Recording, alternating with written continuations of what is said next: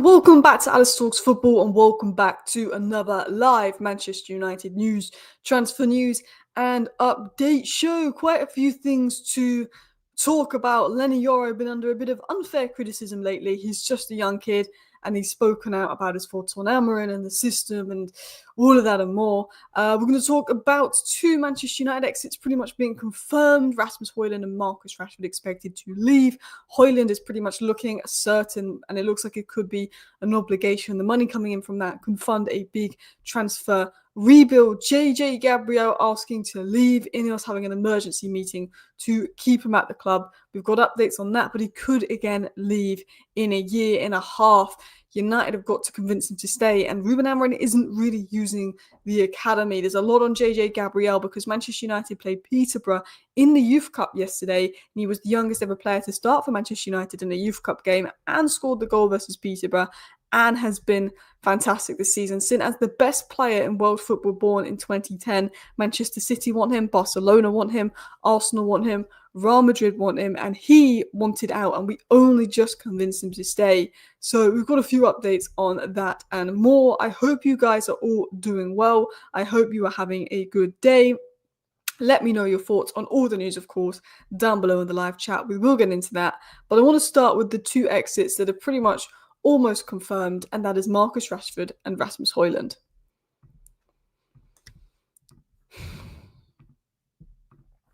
So, it was said by Laurie Whitwell on the Stretford Paddock YouTube channel that Højlund to Napoli is expected to become permanent. Champions League qualification triggers what's essentially an option to buy, an obligation to buy. Napoli are expected to qualify for the Champions League. They're second in Serie A, and that transfer's all but confirmed. It's unless something drastic happens at Napoli, that is happening.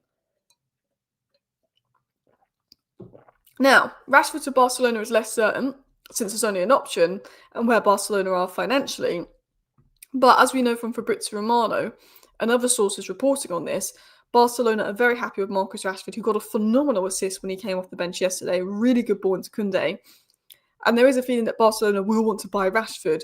The problem is, Barcelona have a 26 million option to buy Rashford. They think they can get him even cheaper. Even though he's been playing like a £50 million player, they think they can get Rashford for cheaper than 26 million because Rashford only wants to go to Barcelona and Man United are desperate to get rid. So what Barcelona are doing is they're looking to play a game with Man United to see if they can get him for 15 million instead of 26 million, which is a joke when you consider how good Marcus Rashford has been for them. So Rashford to Barcelona is less certain, but it is expected to happen.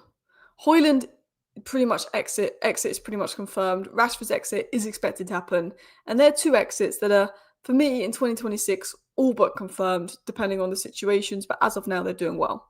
So they're two exits that are expected to happen. Romano expects Marcus Rashford to leave in 2026, and he expects Højlund to go to Napoli as well. That's two exits. Now, those two exits could raise £66 million in fees, plus if you include the wages, you're looking at nearly £85 million if you actually include the wages of those two players. That's how much it would free up. And that could fund a big midfield signing. And we know that United want to make two big midfield signings and potentially a third as a depth option, because Ugarte and Casemiro could be moved on, Meno could be moved on, and we don't even know what's going to happen with the likes of Bruno Fernandes as well. So we're going to talk about the midfield in a second, but as David said here, Barcelona are cheapskates. They're going to do what they can to get Marcus Rashford for as cheap as possible, despite him playing well. Man United need a midfielder. It's like saying we need oxygen to survive. We need a midfielder. Like, it is ridiculous how we haven't got midfielders in the past when we needed one, but we need it more than ever. Alice, remember when I told you we were going to fist up Wolves, and we did? We will also beat Bournemouth. Remember I said that? Look, you know what? You're the good luck charm, so I'm going to believe you. Bournemouth haven't won a game in ages. Should we look at Bournemouth's form? Oh my... people don't realize how crap Bournemouth have been lately.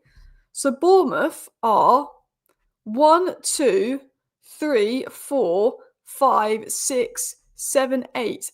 Bournemouth are 8 games without a win. Bournemouth haven't won one of their last 8 Premier League games. Bournemouth haven't won a game since September in the Premier League, which was against Fulham when they won 3-1. Since then, they've lost. They drew 3-3 with Palace. Oh no, they beat Nottingham Forest 2-0. My bad. Sorry. their last win was in October, but they lost 3-1 to City. They lost 4-0 to Villa. They dropped points to West Ham. They lost to Sunderland. They lost to Everton, and they drew with Chelsea. Bournemouth have been shocking lately, so I think we will beat Bournemouth. I'm worried about what happens when Mbeumo and Ahmed goes to AFCON, but I think we'll beat Bournemouth. What do you see us getting for Maino money-wise? I think he's going on loan.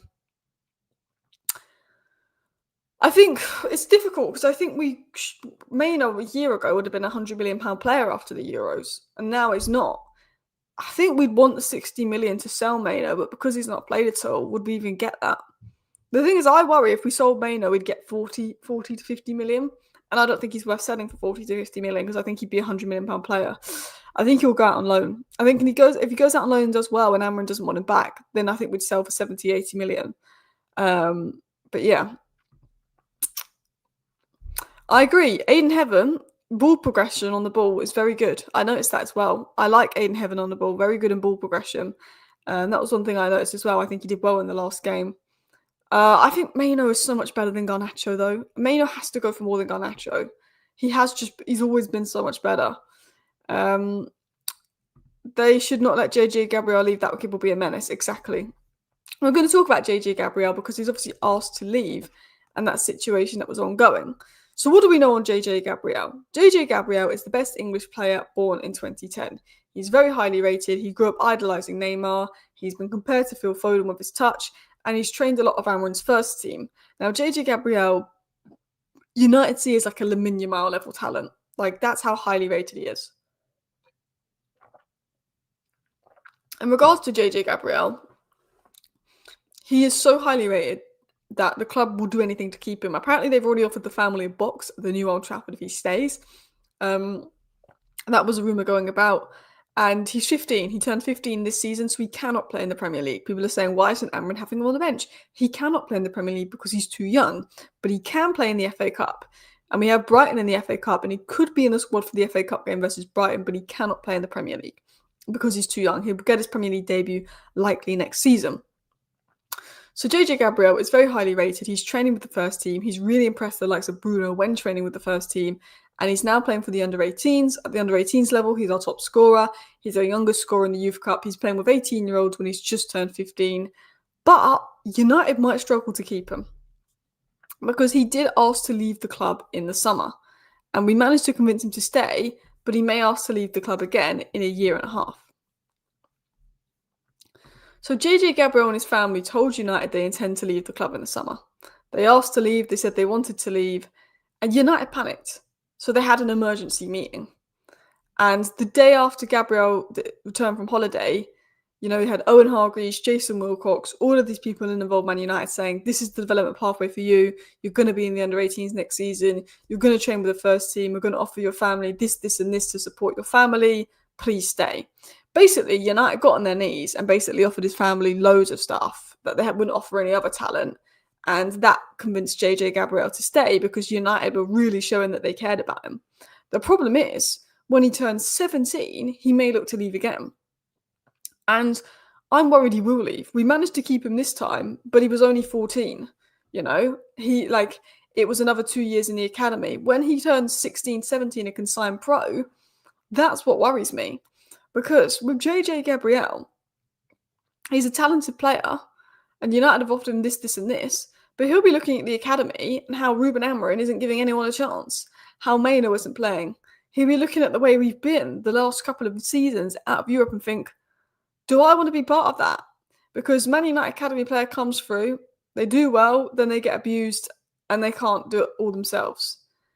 Would he want to go into a more stable first team environment where he's not expected to be the hero at 18 and carry the rest of the team on the shoulders? Kobbie Mainoo is under so much pressure, Garnacho under so much pressure as a kid, Marcus Rashford under so much pressure. We need to create an environment that would, so in a year and a half's time, we're a good team in a good position that are using the youth well, that convinces JJ Gabriel his best career option is Man United and not effing off to Barcelona. Because Barcelona want him as their long-term left winger and they've got Yamal on the right. He asked to leave, we had an emergency meeting, we've kept him, but we all know he probably might leave in a few years. And we need to do what we can to convince him to stay. And I think ultimately a lot of that comes down to the first team and what happens with Ruben Amorim in this next year.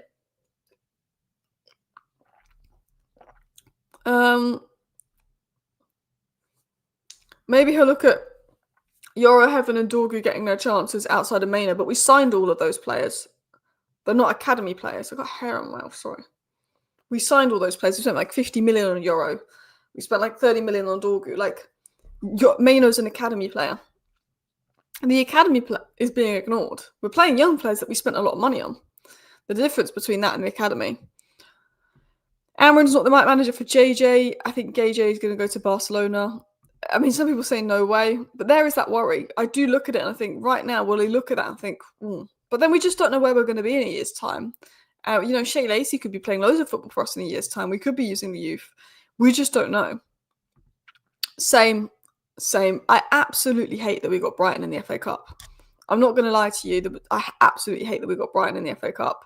I wanted an easy game that I knew, because if we get knocked out in the first round of the FA Cup, after being knocked out in the first round of I know it's not technically the first round, but our first round of the Carabao, that's so embarrassing. So embarrassing. Because we'll play the bare minimum amount of games we could have played this season. I mean, I really hope we do well in the FA Cup and we get an easy draw so we can play JJ Gabriel and play Shea Lacey.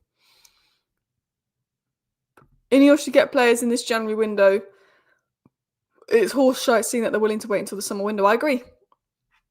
We can say what we want about Ruben Amorim. I don't think he's going to be the man to succeed at Man United, but I hope I'm wrong. But Man United, if they don't do anything for him in January, it's a disgrace. It's an absolute disgrace for Man United, because we've looked at the league. Look at the Premier League table. Look at where we are. Look at the amount of teams dropping points. Palace are up there. Sunderland are up there. Chelsea can't keep dropping points. Liverpool keep dropping points. Tottenham are inconsistent. The only 3 consistent teams right now is Arsenal, Villa, and City. And City aren't even that consistent. There's a really good opportunity to get 5th or 4th, which could get Champions League football. I think there's a really good opportunity to sneak it, because Liverpool aren't going to be this bad next season. Other teams are going to be a lot better next season. There's a really good opportunity to sneak 4th or 5th spot. Do I think Amrin is a manager capable of doing that? Not really. But do I think if we go and sign a top-class midfielder, we could do that? Yes. Even with Amrin, yes. If I am INEOS, I say this is a mega opportunity to get Europe. And I say, fuck it, 100 million bid on Anderson. And just see how Forest respond. They probably wouldn't sell him in January. He probably doesn't want to go in January. But I would look at it. If I'm Man United, I'm going and I'm saying, you know what? I'm not waiting until summer. I'm going to at least try in January. I'm going to at least make a bid in January. I'm going to at least act in January. Do you know what I mean? I think that's what United need to do. They need to go out in January and say, we're going to bring in someone. Considering how Man United treats its young players, if my son were there, I would advise him to seek opportunities elsewhere. It appears there's no clear path or dream or pursuit of purpose. That's what worries me. Like, if I had a kid playing for United Academy, I'd have to think about what's best for his career, and it might not be Man United, which is a shame. I think right now, I would still encourage my child to play in the Man United Academy, because 1, we don't know what the future of Amrin holds, but 2, we do, if you look at us compared to the likes of other clubs, we do give our academy players minutes. Maybe not so much this manager, but under Van Gaal, under Ollie, under Ten Hag, there was a lot of minutes given to academy players. I probably would right now. But if we're still bad in a year's time, and we're still not giving minutes to academy players in a year's time, you have to look at it and think, oh, is that the place?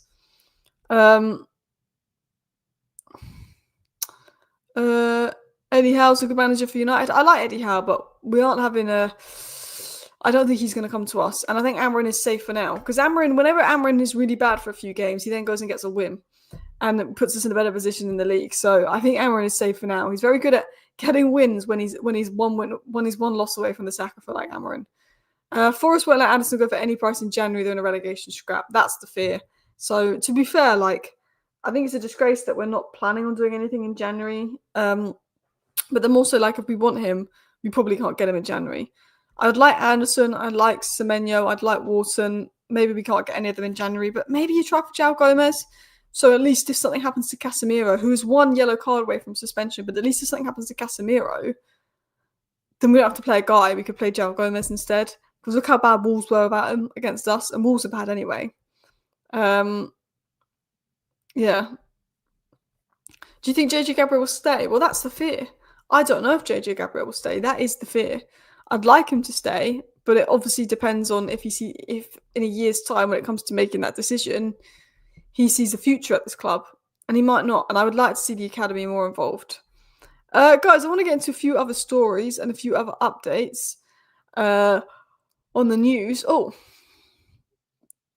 hey Alice, any luck we can still get? You really could use him. Potentially, I think his mind is set on Liverpool, but I think if we finish higher than Liverpool this season and get UCL football, maybe his mind can change because we play in a back three. It's a similar system to Glasner's. Maybe his mindset would change, but I feel like he's very Liverpool minded. I get the impression that United are looking at young centre backs like Jeremy Jackett. I think we want a young centre back like Jackett. I think we want 2 midfielders, potentially 3. And then I think we want maybe another left-footed winger type wing-back player. I think that's what United is going to look to do. Maybe a striker if Xerxes leaves, who knows. But also it's quite hard to know what we're going to do in 2026 because we don't fully know who the manager will be. There's a chance Amram won't be the manager this time next year, and we might be playing a different formation. So I don't know. But I think no matter who the manager is, we will want 2 big and major midfield signings because the midfield is very depleted in that sense. Alice, who are the best 5 academy talents? Ooh. What, like, I'm assuming players that haven't really played because, Maino I see as a first team player now.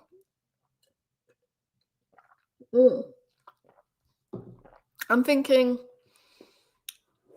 JJ Gabriel 1, Shea Lacey 2, Jim Thwaites 3.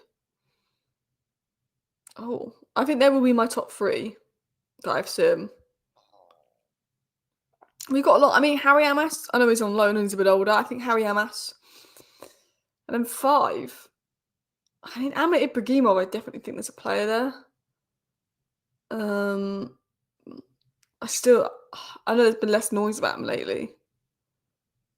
I don't know. It's a difficult one. I've got Mantato, you've got Kokonki. I mean, you could say Sekou Kone if you count him as an academy player. Obi.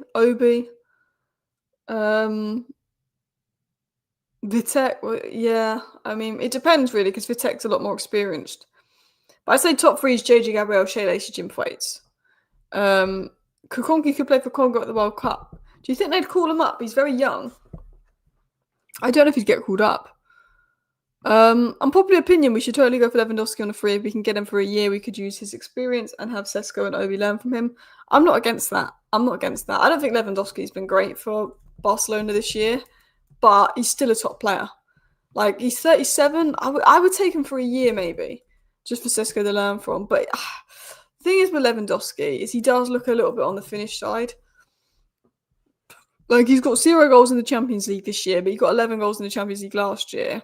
He has 8 goals in 12 La Liga matches, which is decent. But he got 27 goals last year. He's not been great this year, Lewandowski. But I'm open for an experienced striker to come in. Scanlon is good. He's playing for Gibraltar first team.